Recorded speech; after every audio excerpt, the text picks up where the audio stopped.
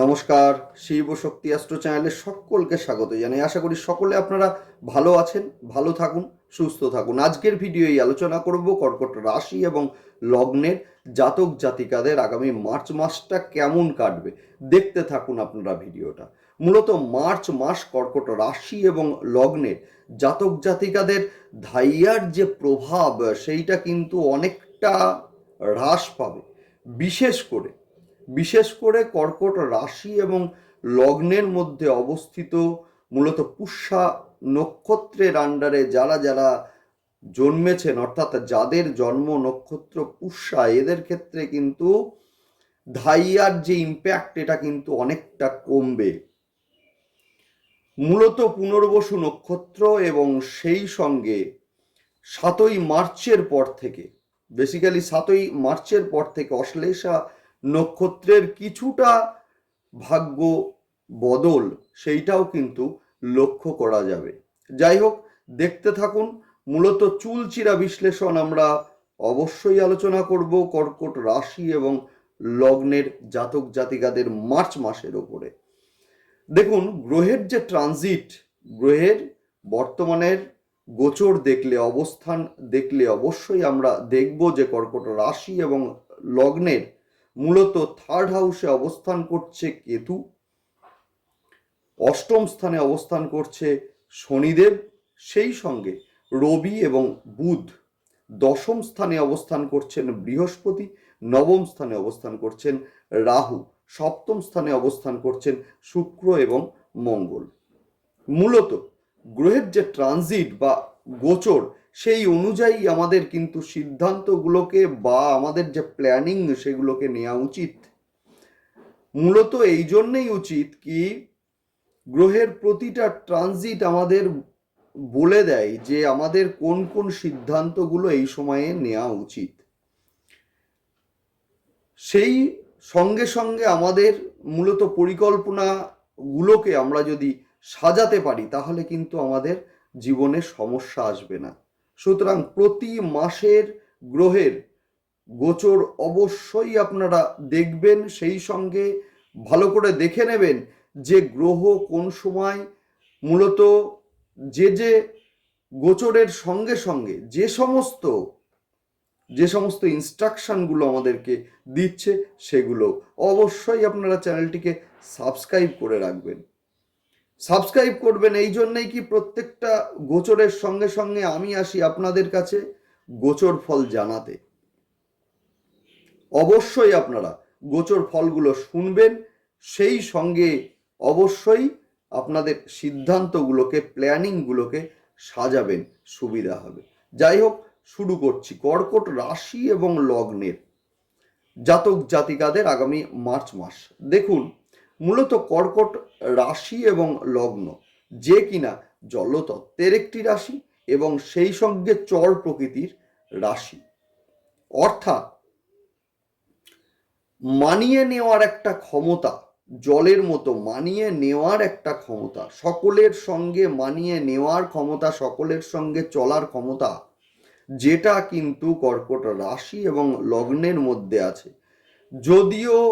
যদিও কর্কটের অধিপতি হচ্ছে চন্দ্রদেব। সুতরাং সকলের সঙ্গে মিলেমিশে চলা, সকলকে নিয়ে চলা, জীবনে ঝড়ঝাপটা এলেও বুঝতে না দেওয়া, নিজেরা সমস্যাগুলোকে ওভারকাম করা, সেগুলো কিন্তু মূলত কর্কট রাশির জাতক জাতিকাদের মধ্যে লক্ষ্য করা যায়।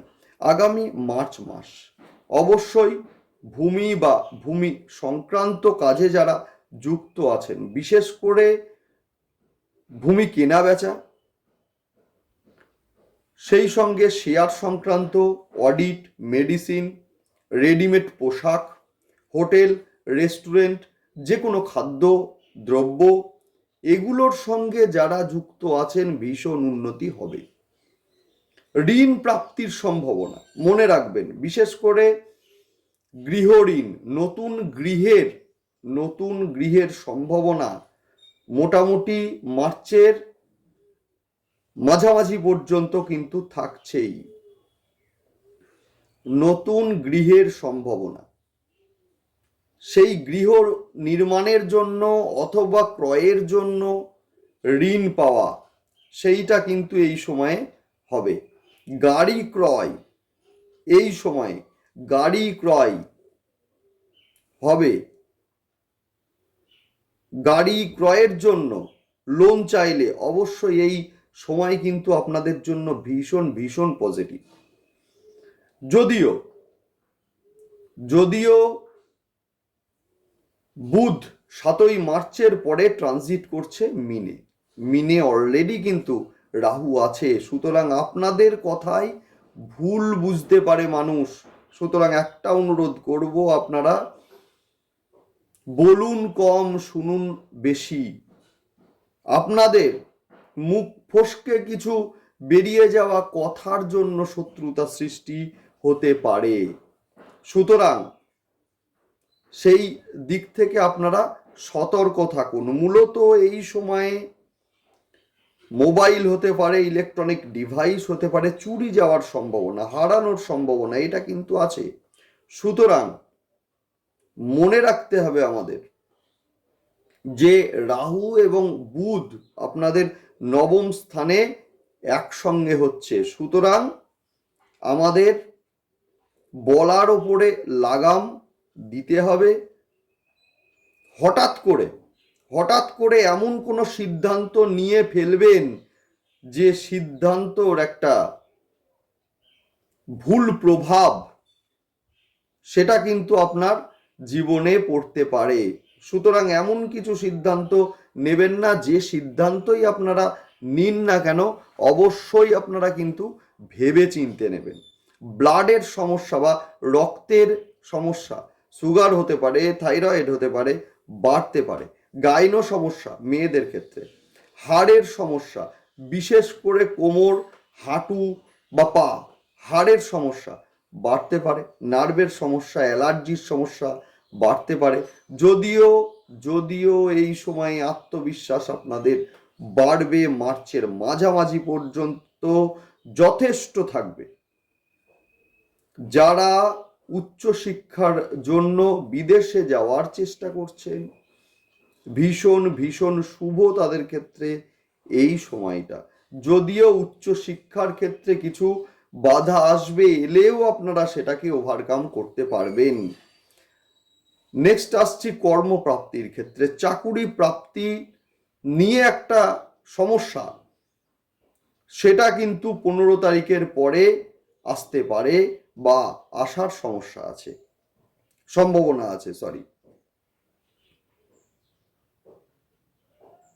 সেই সঙ্গে প্রেমের ক্ষেত্রে কিছু সমস্যা, ভুল বোঝাবুঝি, উগ্র কথাবার্তা ইত্যাদি হতে পারে, সম্ভাবনা আছে। সুতরাং এড়িয়ে চলুন। বিবাহ এই সময়ে ভীষণ শুভ। হঠাৎ করে সম্বন্ধ আসা বাড়িতে বিয়ের জন্য, সেগুলো কিন্তু ঘটবে। যদিও এই সময়ে কিন্তু অর্থদণ্ড যাওয়ার সম্ভাবনা আছে। সুতরাং একটু সাবধানে থাকবেন আর্থিক দিক থেকে। ভাই বোনের মধ্যে একটা মতবিরোধ, ভাই বোনের মধ্যে মতের অমিল, এইটা কিন্তু লক্ষ্য করা যাবে, যার ইম্প্যাক্ট কিন্তু দীর্ঘ সময়ের জন্য পড়তে চলেছে। সুতরাং এড়িয়ে চলুন এটা। সন্তান প্রাপ্তির ক্ষেত্রে সন্তান প্রাপ্তির সম্ভাবনা কিন্তু এই সময়ে থাকছেই। যদিও গর্ভবতী মহিলাদের বলবো আপনারা একটু সাবধানে থাকবেন। এই সময়ে পুরনো শত্রুতা মিটবে। যাদের সঙ্গে পুরনো শত্রুতা রয়েছে সেই শত্রুতা কিন্তু এই সময়ে মিটতে চলেছে। পিতা এবং মাতার স্বাস্থ্য নিয়ে সমস্যা এই সময়ে কিন্তু থাকবে। বিশেষ করে 14 মার্চ পর্যন্ত রবি এবং শনি এক জায়গায় রয়েছে। রবিকে আমরা পিতা হিসাবে ধরি, সুতরাং সেই ক্ষেত্রে শারীরিক বেশ কিছু সমস্যা এই সময়ে কিন্তু থাকবে।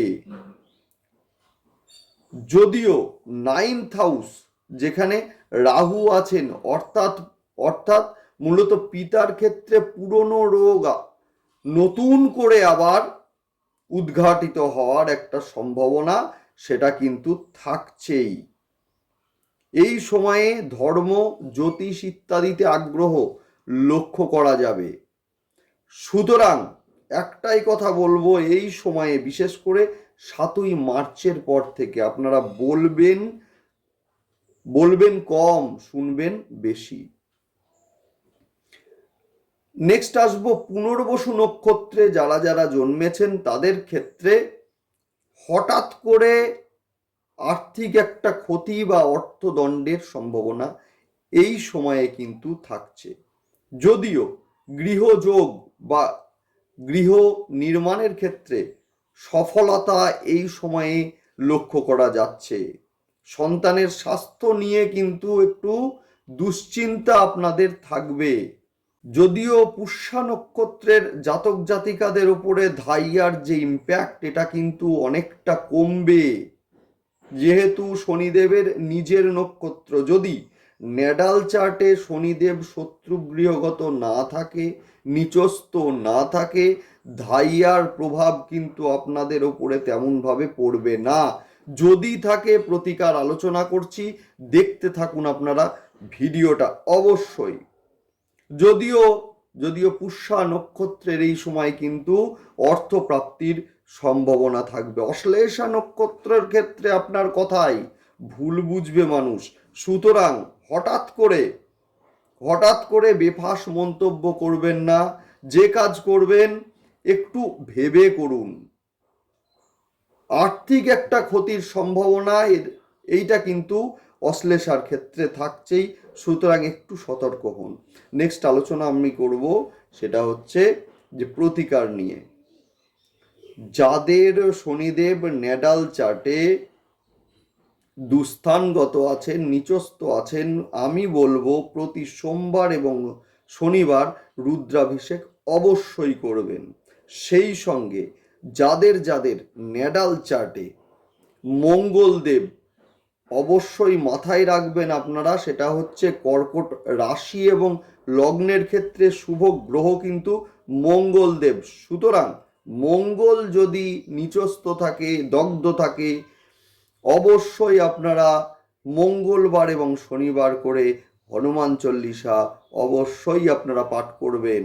আরও একটা কথা বলে রাখি, সেটা হচ্ছে মঙ্গল যেহেতু অষ্টম স্থানে গোচর করছে বা অষ্টমে গোচর করছে, অষ্টম বলতে কুম্ভে, অর্থাৎ কুম্ভে 15ই মার্চের পরে গোচর করছে। হঠাৎ করে পায়ে আঘাত লাগা, চোট লাগা, আগুন থেকে সাবধান থাকবেন, এগুলো কিন্তু ঘটতে পারে। সুতরাং মঙ্গলবার এবং শনিবার করে হনুমান চল্লিশা পাঠ অবশ্যই করবেন।